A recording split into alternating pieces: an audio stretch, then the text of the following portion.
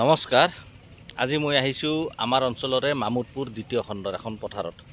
আৰু এই পথাৰখনত আপোনালোকে দেখিবলৈ পাইছে গোটেই পথাৰখনে সেউজীয়া হৈ আছে।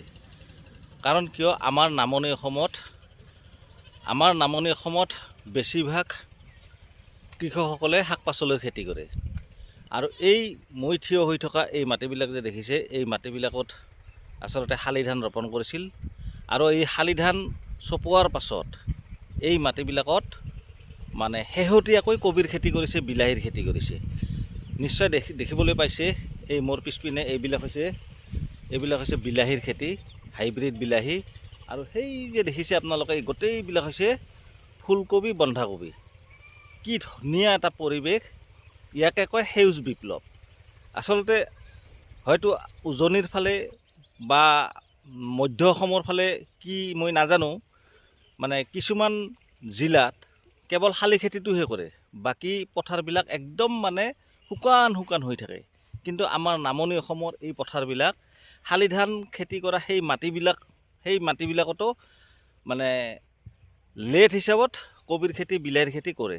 আৰু গোটেই পথাৰখন চাওক, মই আপোনালোকক দেখুৱাই আছোঁ, একদম সেউজীয়া হৈ আছে। এই মোৰ পিছপিনে চাওক, এইবিলাক যে দেখিছে এইবিলাক গোটেই বন্ধাকবি, ফুলকবি। গোটেই পথাৰখনেই সেউজীয়া হৈ আছে। মানে খুব ধুনীয়া এটা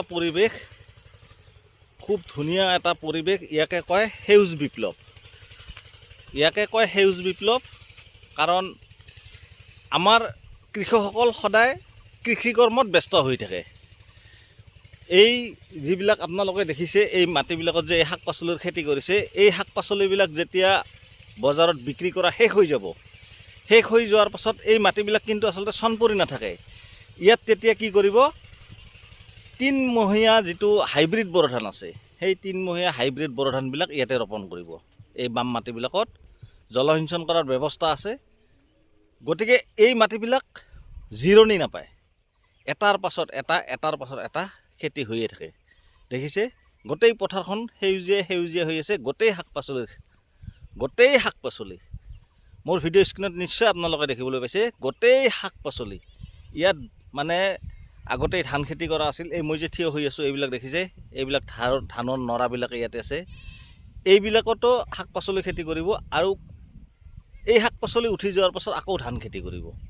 গতিকে আমাৰ নামনি অসমৰ এই মাটিবিলাক কৃষকসকলে চন পেলাই নথয়, খেতি কৰিয়ে থাকে। গতিকে মোৰ ভিডিঅ'ৰ জৰিয়তে মই আপোনালোকক দেখুৱাই আছোঁ। আৰু আপোনালোকে মোৰ ভিডিঅ'টো কেনেকুৱা পালে মোৰ কমেণ্ট বক্সত জনাব। এইখিনিয়ে ক'লোঁ, ধন্যবাদ।